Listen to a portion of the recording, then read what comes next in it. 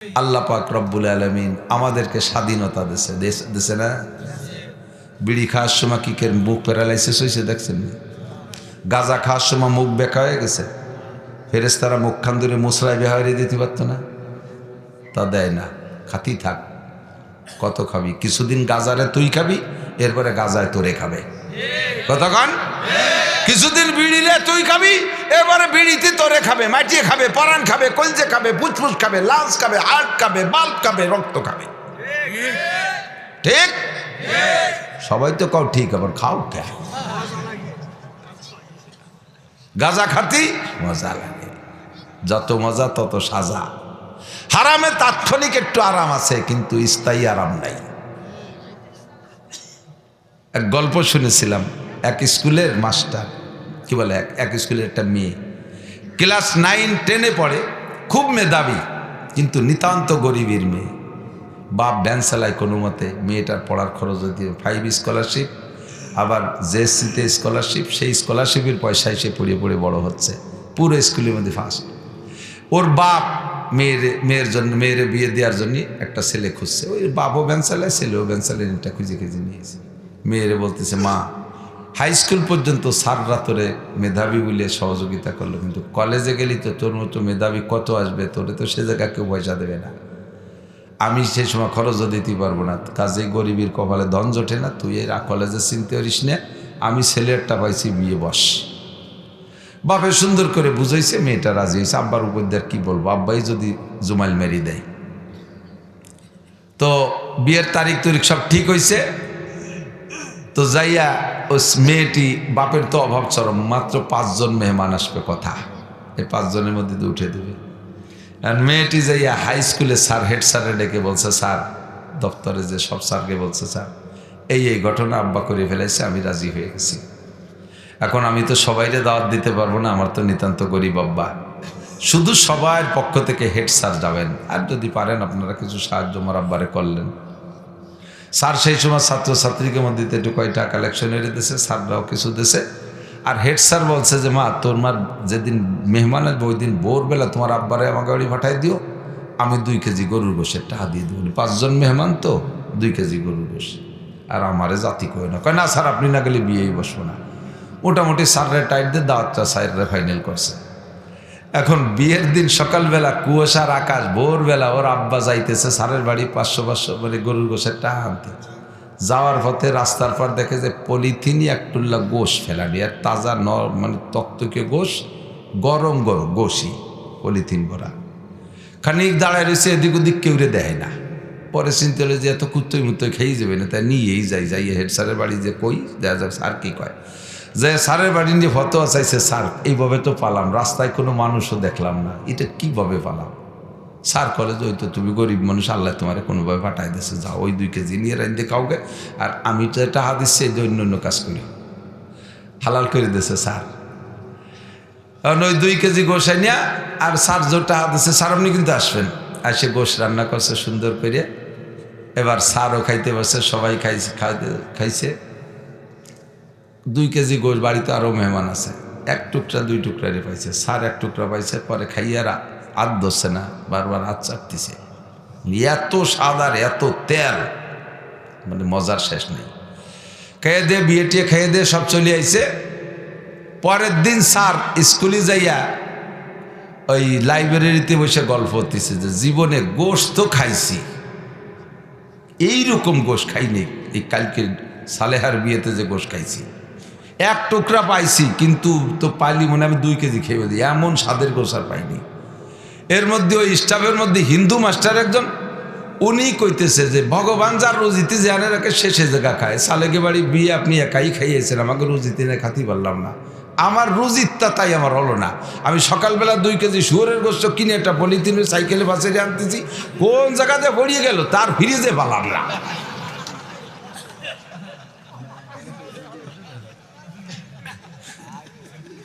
আর কি স্যারের কোন জায়গাতে পড়লো, ফিরে যে একটা পালাম না। হেড স্যার আর বেদনা ভাঙ্গে তাড়াতাড়ি ঘন্টা পরে ছুটি দিয়ে খেড়ের বেলার ওই পাশে যে গলার মধ্যে আঙ্গুল ঢুইতে বমি হচ্ছে, তাকের বাইরে নাকি? ও যুবক, হারামে তাৎক্ষণিক একটু মজা আছে, কিন্তু পরে সাজা আছে, খুঁজে দেখো। আর একটা কথাই বলে যাই, রাস্তায় পড়া জিনিস, এতো একটার সাথে একটা এসে গেল, রাস্তায় পড়া জিনিস কখনো খাবেন না, নেবেন না, ধরবেনই না, আপনার না। বহুত বুড়ো বুড়ো মানুষও পাইলে এমনি 5-10 টাকা ফেলানো থাকলি ডাক দেয়, কার টাকা পড়ছে দেখো, যদি 1000 নোট দেয় দই,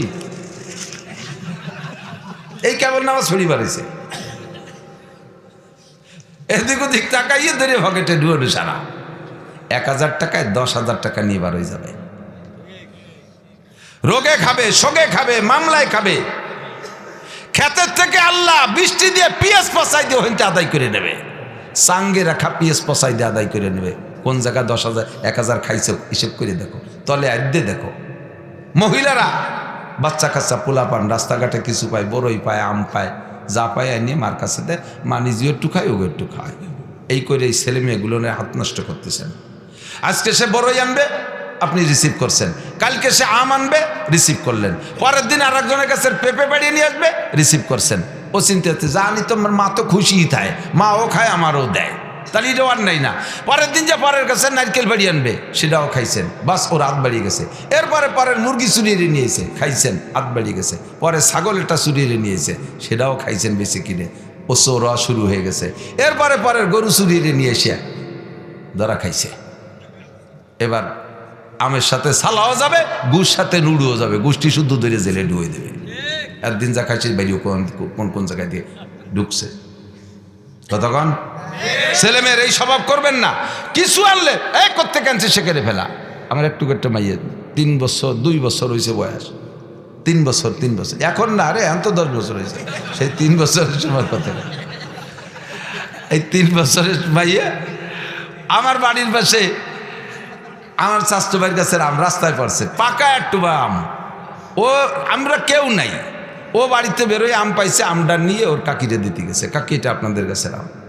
অট্টুক মানুষ যদি একটা আম নিয়ে দেয়, তাকে মহিলারা রাখলি, আমার তুমি নিয়ে যাও, তুমি নিয়ে, কারণ আমার কাছে অনেক আম আছে, এটা আপনার গাছের, উনি রাখবে না আর ও আনবে না, উঠোনে ফেলাই দিয়ে চলে গেছে।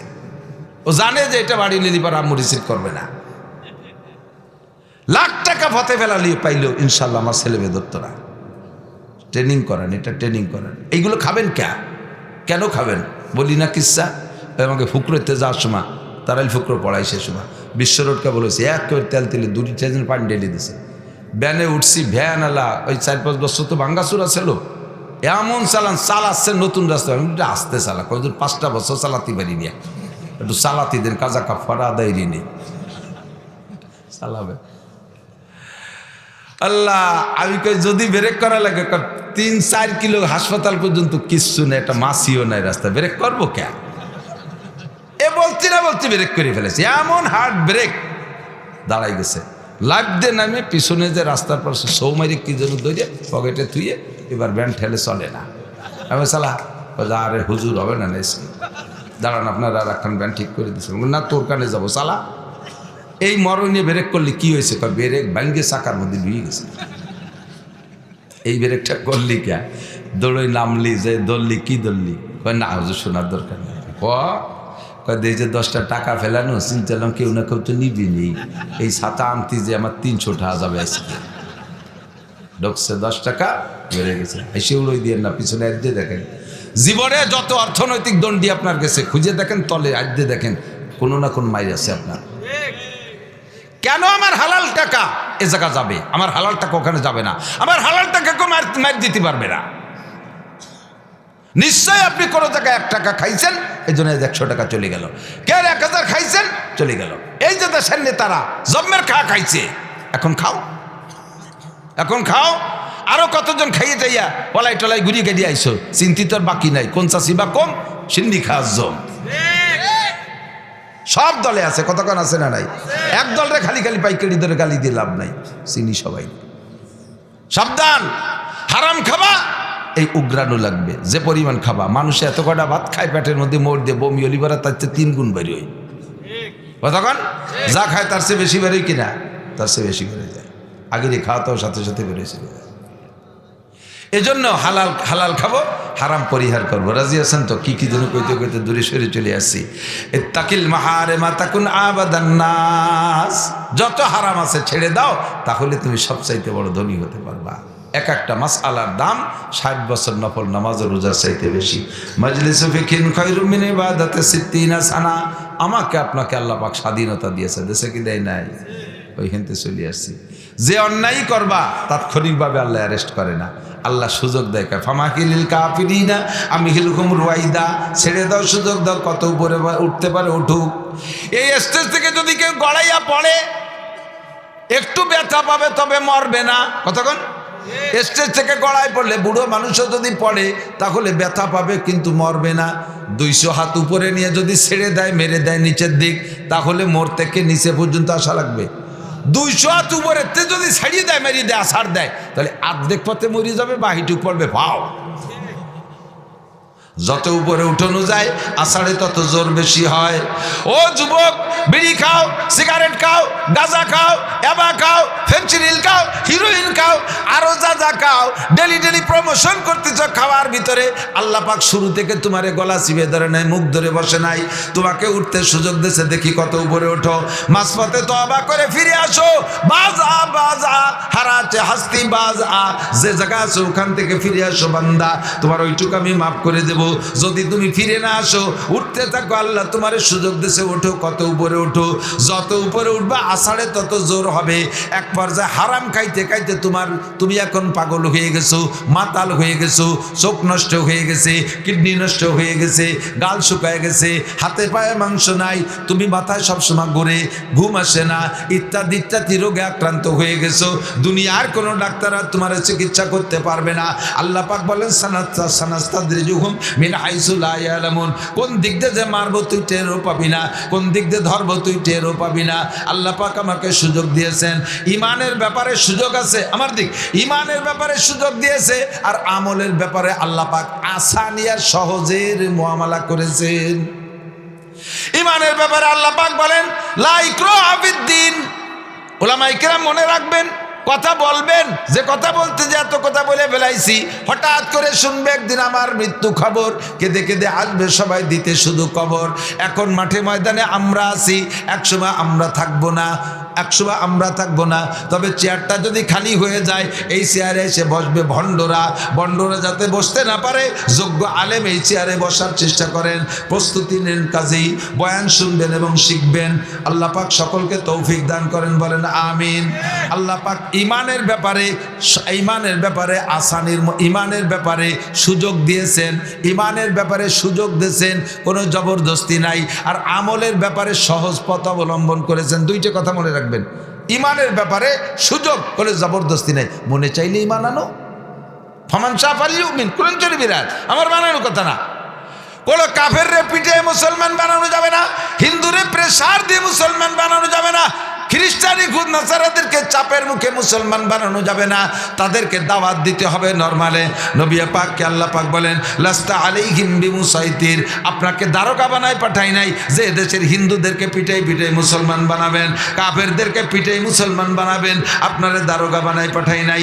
আমা আলাইকা ইল্লাল বালাগ, আপনার দায়িত্ব তবলিগ করা, পৌঁছাই দেওয়া, কলেমার দাওয়াত দেন, সুফলগুলো বলে দেন। আসলিম তাসলাম, তুমি ইসলাম গ্রহণ করো, শান্তিতে থাকবা, দুনিয়া ও শান্তি, আখিরাতেও শান্তি। কথা বলেন ঠিক কি ঠিক না? ফামান শাআ ফালইউমিন ওয়ামান শাআ ফালইয়াকফুর, যার মনে চায় মুমিন হও, যার মনে চায় কাফের হও। মানি তাদা ফা ইন্নামা ইয়াহতাদি লিনাফসি, যদি তুমি ইমানদার হও তাহলে তার একটা ফল আছে, এটা তুমি উপভোগ করবা। ওয়ামান দাল্লা ফা ইন্নামা ইয়াদিল্লু আলাইহা, আর গুমরা হয়ে যাবা, পথভ্রষ্ট হবা, কাফের হবা, তারও প্রতিদান আছে, সেটাও তুমি ভোগ করবা।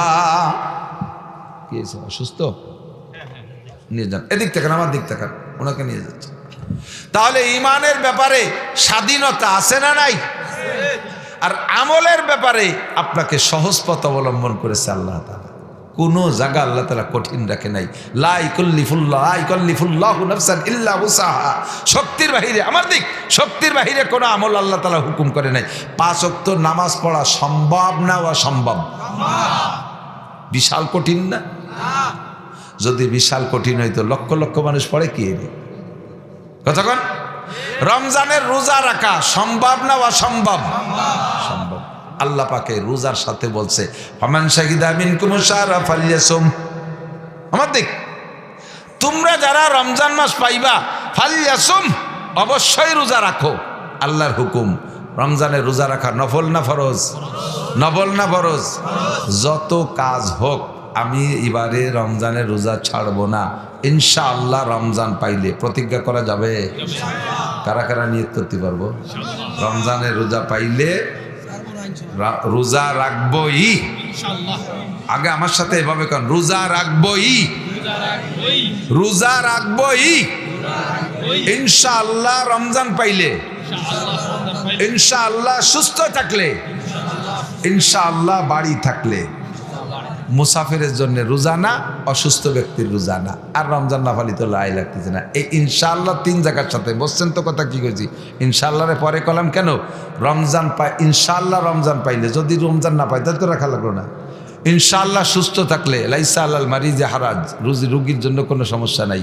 ওয়াইন কুনতুম মারিদান, আল্লাহ কয় যদি অসুস্থ হও, আর আলা সাফারিন, অথবা তুমি সফরে থাকো, দূরে যাও, বাড়ির থেকে 48 মাইল দূরে, 78 কিলোমিটার, 48 মাইল সমান সমান 78 কিলোমিটার বাড়ির থেকে যদি দূরে যাও, তুমি মুসাফির, ও জায়গা যদি 14 দিন থাকো, 15 দিনের কম থাকো, তাহলে ওই কয়দিন রোজা না রাখলেও হবে। পরে ফাইদা তুমি না ইয়ামিন উখার, রমজানের পরে যে রোজাটা রেখে দিবা। তাহলে সুযোগ আছে না নাই? আল্লাহ পাক ইবাদতের ক্ষেত্রে আমাদের জন্য সহজ পথ, তাও আল্লাহ নিজে বলে দিয়েছেন ইউরিদুল্লাহু বিকুমুল ইউসরা ওয়া লা ইউরিদু বিকুমুল উসর। এই যে রমজান মাসে অসুস্থ হলে এবং মুসাফির হলে রোজা রাখা নিষেধ না, রোজা না রাখার সুযোগ আছে। এটা আল্লাহ তাআলা আমাদের সহজ করার জন্য এই সুযোগটা করে দিয়েছে। নামাজ পড়তে, ফরজ নামাজ দাঁড়ায় পড়া ফরজ, ফরজ নামাজ দাঁড়ায় পড়া ফরজ। এখন আপনি দাঁড়াইতে পারেন না, অসুস্থ, কি করবো? আল্লাহ হুজুর যেভাবে কড়া কথা করলো, দাঁড়াই নামাজ পড়তে, আমি তো দাঁড়াতে পারতেছি না চেয়ার ছাড়া। আল্লাহ কয় নাসির মোল্লানা যা কয় কজ্ঞ, তুমি চেয়ারে বসে পড়তে পারো? জি পারি। তাহলে চেয়ারে বসো, তোমার দাঁড়ানো লাগবে না। আল্লাহ আমি চেয়ারে তো বসতে পারি, নিচে পারো? জি তা পারি। তো বলছি নিচে পিছু পড়ো। আল্লাহ আমি তো বসতেও পারি না, আমি কে কয় শুয়ে পড়ো। তুমি যেভাবে পারো সেইভাবে পড়ো। লা ইউকাল্লিফুল্লাহু নাফসান ইল্লা উসআহা, শক্তির বাহিরে আল্লাহ তাআলা হুকুম চাপাই দেয় না। তাহলে নামাজও আমাদের শক্তির মধ্যে আছে, রোজা আমাদের শক্তির মধ্যে আছে। আছে? রোজা রাখবো। লিসাইমে ফারহাতান, রোজাদারের দুইটা খুশি। রোজাদারের কয়টা খুশি? কয়টা খুশি? আমার দিক, রোজাদারের দুইটা আনন্দ। একটা আনন্দ হলো লেকায়ে রাব্বিহি, কিয়ামতে জান্নাতে যাওয়ার পরে আল্লাহ তাআলা সমস্ত রোজাদারদের সাথে সাক্ষাৎ দিবেন। সব রোজাদারদেরকে নিয়ে বসে আল্লাহ তাআলা সামনে বসে প্রত্যেকের সামনে 144 খান ট্রে ভরিয়ে খাবার দেবে। প্রত্যেক ট্রেতে আবার 70 প্রকারের খাবার। কিছু নাস্তিক ইদানিং ফেসবুকে বেরোইছে, তারা এই সমস্ত কথাগুলোকে খুব ব্যঙ্গ করতেছে। দুনিয়ার IABF MA পাস করার নামে খবর নাই, সায়েন্স প্রযুক্তি নিয়ে কোনো আলোচনা নাই, শুধু বিলাং বুয়ো বেস্তের গল্প দিচ্ছে। গাদা, তোরে যে কিভাবে গালাগালি করার দরকার তো পারলাম না গালাগালি করতে। আয় কিয়ামতের ময়দানে আয়, যদি কি আখেরাত তো হবেই হবে। সেদিন দেখা যাবে তোর সাথে সাক্ষাৎ যদি হয়, ওগুলোর সাথে আল্লাহর রহমতে আমাকে সাক্ষাৎ হবে না, ওসলি অন্য দিক, আমাকে ওই দিন সাক্ষাতের দরকারও নাই। তবে ও যে জাহান্নামে যাবে ওটা কিন্তু আমরা দেখতে পারবো। জান্নাতীরা জাহান্নামীদেরকে দেখতে পারবে যে পুড়তিছে, আবার জাহান্নামীরাও জান্নাতীকে দেখতে পারবে যে ওরা আনন্দ করতেছে। সেদিন কবর করার সময় ইনশাআল্লাহ। কতক্ষণ? জান্নাত আছে না নাই? সব রোজাদারদেরকে আল্লাহ তাআলা এতগুলো প্লেট বেড়ে খাবার দিয়ে বলবেন তোমরা খাও। বলবেন না আল্লাহ খাবো না। কেন খাবা না? কয় যে আমাদের মাঠে দিয়ে হুজুর বলে আসলো যে তুমি বলছো অসৌম লি ওয়া আনা আরজি বিহি, রোজা রেখেছো আমার জন্য, এর প্রতিদিন আমি হাত দিয়ে দেবো। এসব তো হুররার গেলমানরা দিয়ে গেল, তুমি তো আদ্যে কিছু দিলে না। তাহলে আমার হাতের কি খাইতে চাস, কি পাইতে চাস? তোমার হাতের প্রথম লোকমাটা আমাদের মুখে দিতে হবে। আল্লাহ তাআলা জান্নাতের মাছের কলি যাব না, আর জান্নাতের রুটি দিয়ে লুকমা বানাইয়া প্রত্যেক রোজাদারের মুখে নিজ হাতে তুলে দেবে। এটি হলো লেকায়ে রাব্বিহি, রোজাদারের 1 নম্বর খুশি। 2 নম্বর আনন্দ হলো ইনদা ফিত্রিহি, রোজাদারের ইফতারির সময় যে আনন্দটা, এটা জীবনে কোনোদিন বুঝদায় এরা বুঝবে না। যারা রোজা না রাখে তারা ইফতারির মজা বুঝবে? আমার কাছে একটু সাক্ষী দেন, সত্য কথা বলেন, জীবনে যত খাবার খাইছেন ইফতারির চাইতে মজাদার খাইছেন? বিরিয়ানি, পোলাও, হাজার হাজার রকমের খাবার, কত ভালো ভালো খাইছেন, শ্বশুর বাড়ি খাইছেন, আত্মীয় বাড়ি খাইছেন। আর আমি বাংলাদেশের সর্বসেরা জনের বাড়ি খাইয়েছি, প্রেসিডেন্টের বাড়ি। ইফতারির খুদ ফুটনু, ইফতারির খেসড়ি, ইফতারির সোলামুড়ি, এর মজাই আলাদা, ঠিক না? রহমত মানে কি? কি দিয়ে লাগছে আলো? কায়দা মতো পাকা কি দিয়ে। সবচাইতে ভালো তরকারির নাম কি? কি দিয়ে? সবচেয়ে ভালো তরকারির নাম কি? ক্ষুধা। ক্ষুধা যত ভালো লাগবে খাদ্যের স্বাদ তত বেশি হবে, ঠিক না? যদি কায়দা মতো ক্ষুধা লাগে তাহলে তরকারি লাগে না, নুন দিয়ে ডলিয়ে 3 থাল মেরি দেওয়া যায়। আর ক্ষুধা যদি না লাগে, পেট ভরা থাকে, বিরিয়ানিও সামনে থাকলে আর একদিন ফিরে বসে থাকে, ঠিক না? তার রমজান মাসের ক্ষুধার মধ্যে কি কোনো ভেজাল আছে? পিওর ক্ষুধা না।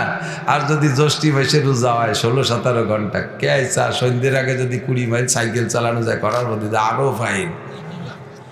এই সময় ইফতারি সামনে আসলে কেমন লাগে? এই তো খাবো, এই তো খাবো, এই তো খাবো, ঠিক না? ও হুজুর, এক বুড়ো জিজ্ঞেস করে, আর কয় মিনিট আছে? কাকা 3 মিনিট। কয় তোমার বড়ি নষ্ট। সেই আসরের পরে তো করছো যে 3 মিনিট, তোমার 3 মিনিট মধ্যে পুরোই না, মানে ওই সময় 3 মিনিট মধ্যে যাইতেই চায় না। এরপরে যখন আজান দেয় খুশিতে বুকটা ভরে যায়, মনে করে জগটা ধরে পেটের মধ্যে ঢুই দিই, ছোলা মুড়ি যা গালে দেয় তাই ভালো লাগে। লাগে কি লাগে না? এই মজাটা দুনিয়ার কোনোটাই পাবেন না। লিসাইমে ফারহাতান, এই মজাটা নেব না ইনশাআল্লাহ? রমজান মাস হলে রোজা রাখবো তো। ইউরিদুল্লাহু বিকুল ইউসরা ওয়ালা ইউরিদু বিকুল উস। সর্বক্ষেত্রে দেখবেন আল্লাহ তাআলা সহজ পথ অবলম্বন করেছেন আমাদের আমলের ক্ষেত্রে। কোনো কঠিন মশালা আমাদের পর চাপাই দেনে। হুজুরও বলেন, মরানা বাশিরু, উম্মতরে সুসংবাদ দাও, ওয়ালা তুনাফিরু, ভয় দিয়ে ভাগাই দিও না, ইয়াসসিরু, সহজ মশালা বলে দাও, ওয়ালা তুআসসিরু, কঠিন মশালা বলো না। কি বেশি রাত হয়ে গেছে নি? তোর কজন কি এলো? বিপক্ষে কিছু কইছি নাকি? আমি তো আজকে তালে তালে করছি, নিয়ত করছি নির্বাচনের কয়েকদিন উল্টো পাল্টা কব না। কোন জায়গা কোন দল উৎপাইতে রয়েছে তার ঠিক কি হবে তা ওই বসে রয়েছে উপরের থেকে। 3 মৌলবী 13 দল, তার কি কুড়ার ডিম খবর রাজনীতি। একটুও ভালো লাগে না কইতে, এক ফোটো ভালো লাগে না, মোটেই ভালো লাগে না। এত বড় গনিমত সুযোগ মৌলবীরা হাতছাড়া করে ফেলল, কাজ হবে না। আল্লাহ হেফাজত করুক, জলে কান আমিন। বাকি নির্বাচন সংক্রান্ত একটা পরামর্শ আমার দেওয়া দায়িত্ব আছে, নইলে আমি গুনাহগার হব, আপনারাই আটকায় দেবেন। কত কথাই তো বললেন, একটা কথা বলতেন, আপনার ভোটটা আমানত, কাকে দেবেন এটা আপনি খুব হিসাব করবেন, খুব হিসাব করবেন। শুধু দলই জিতেইতে হবে এটা বড় কথা না, আমার প্রার্থীকেই জিতেইতে হবে এটা বড় কথা না, আপনার প্রার্থীটা কেমন এটা আপনাকে দেখতে হবে।